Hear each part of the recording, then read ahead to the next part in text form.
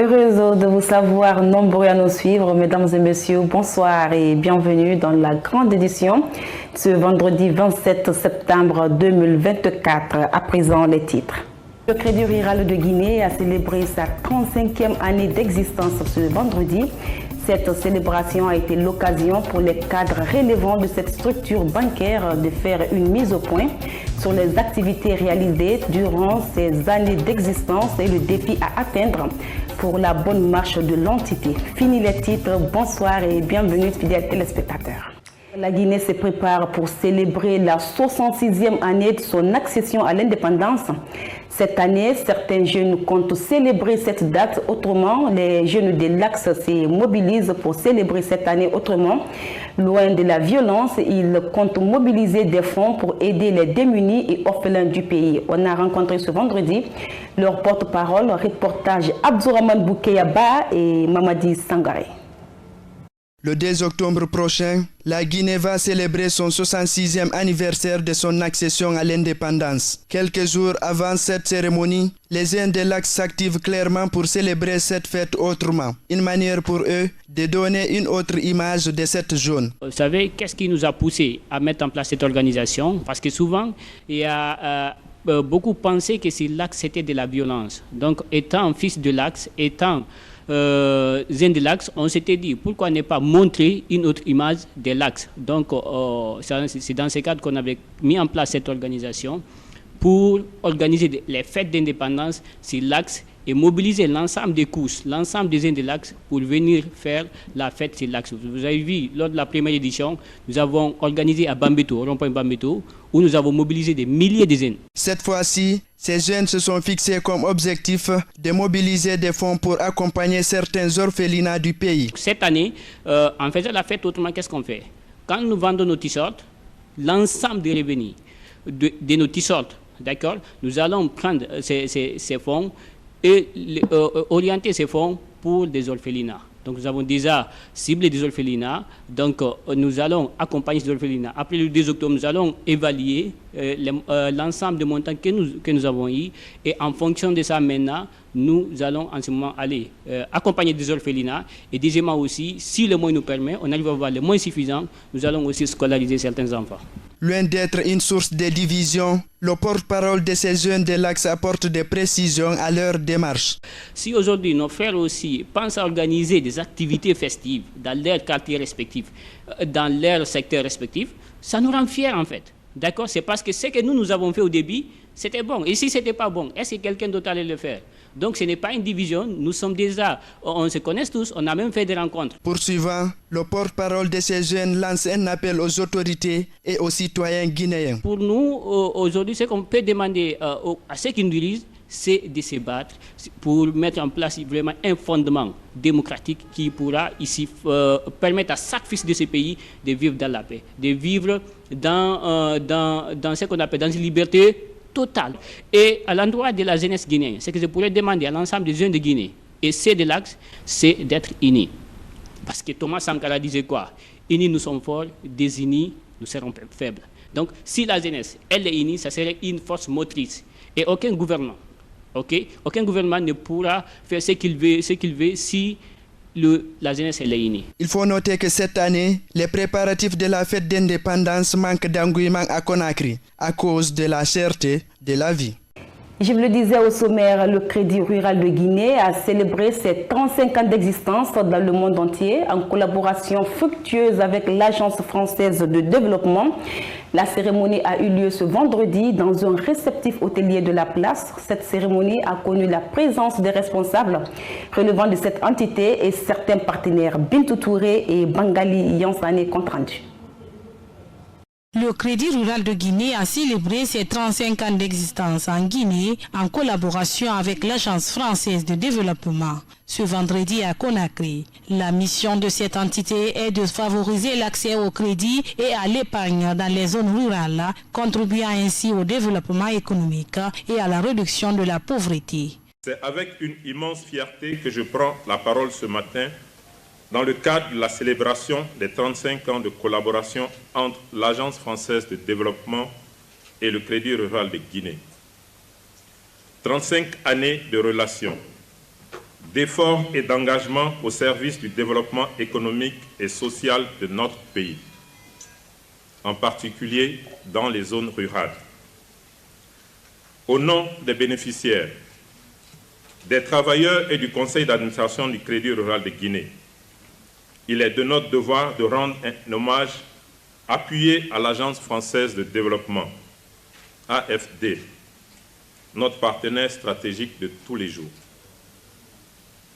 Grâce à ce soutien continu et de qualité, nous avons pu, au fil des années, bâtir une institution de microfinance d'envergure au cœur des enjeux du développement national.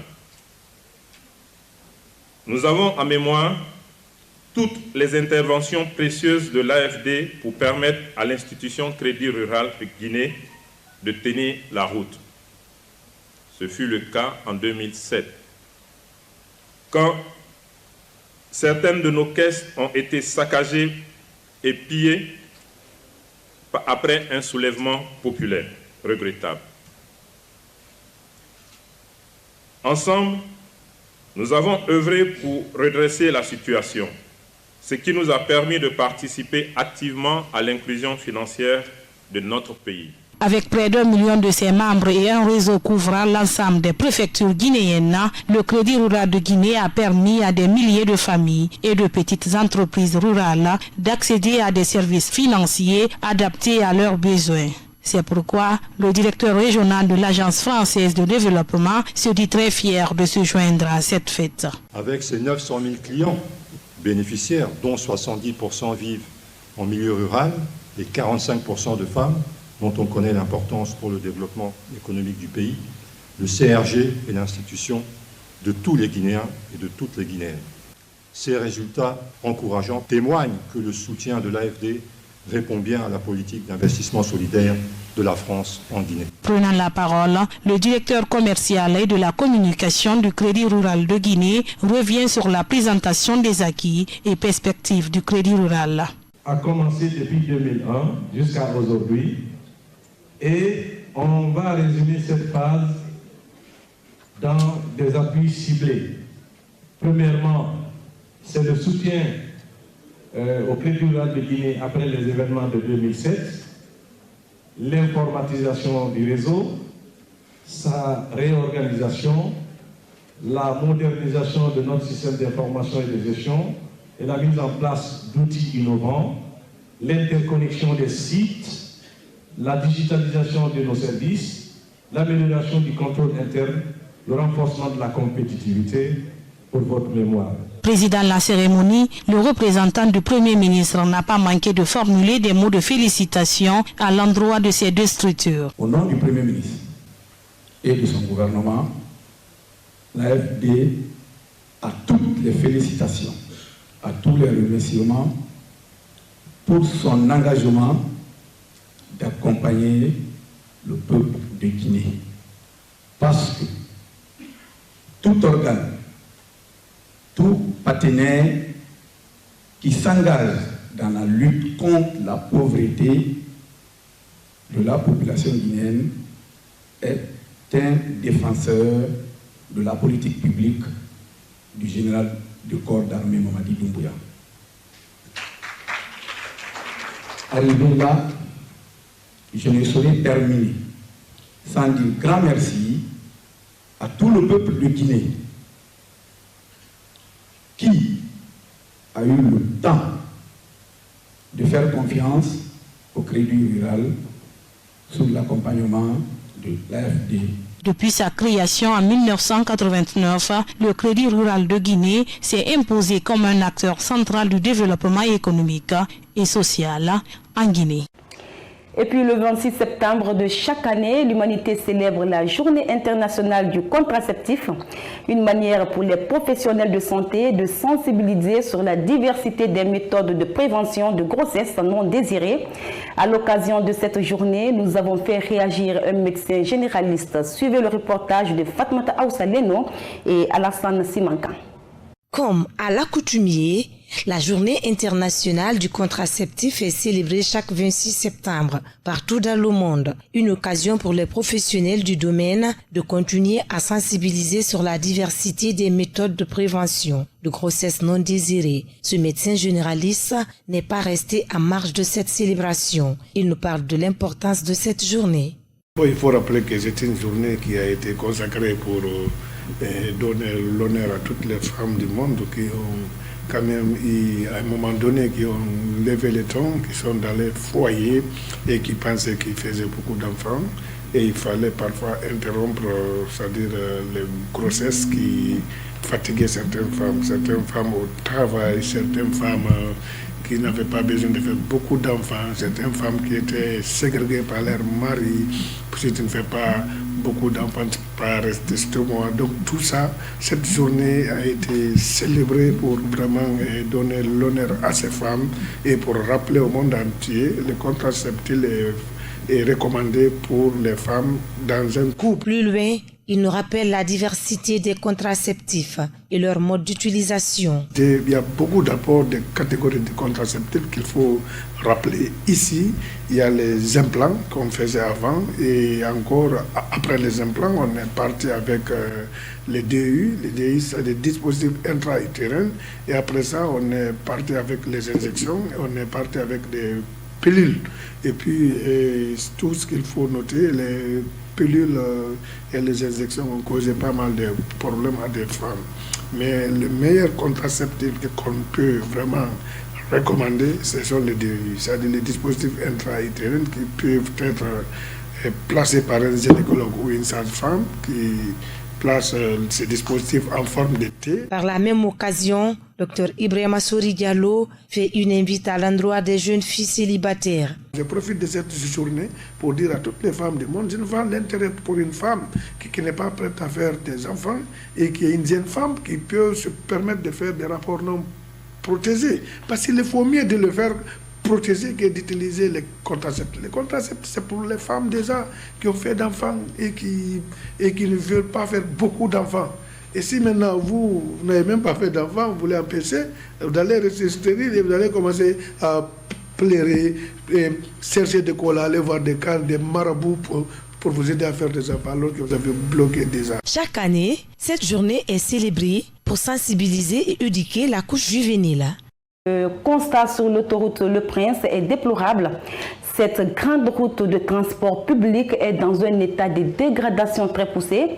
Face à ce phénomène, les citoyens de la localité ainsi que les conducteurs sur l'acte poussent des cris de cœur pour une régularisation définitive de cette situation. Sinepoulou Bamou et Bangali Ansane, reportage.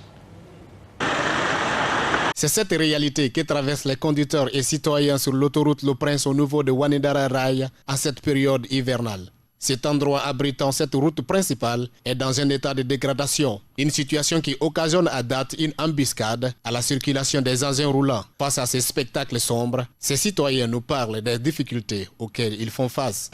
La manière qu'on voit la route ici, nous les chauffeurs, nous sommes souffert, même les passagers.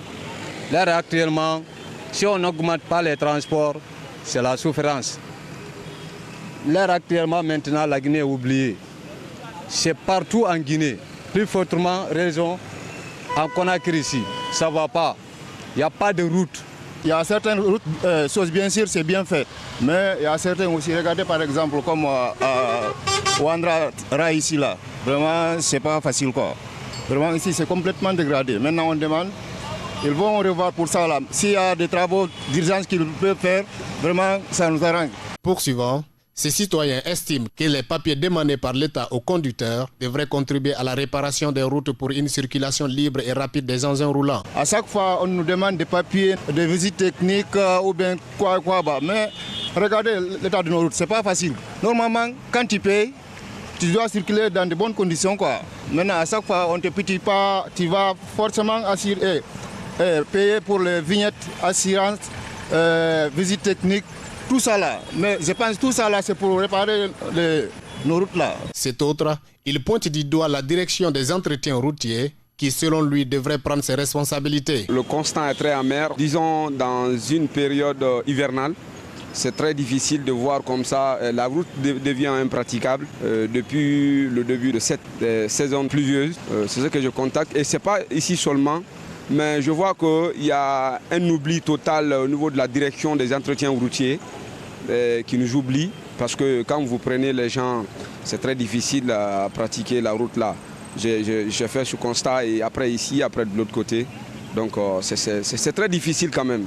Vu cette situation, ces citoyens lancent un appel pour une régularisation définitive afin de permettre une circulation libre et rapide en cet endroit.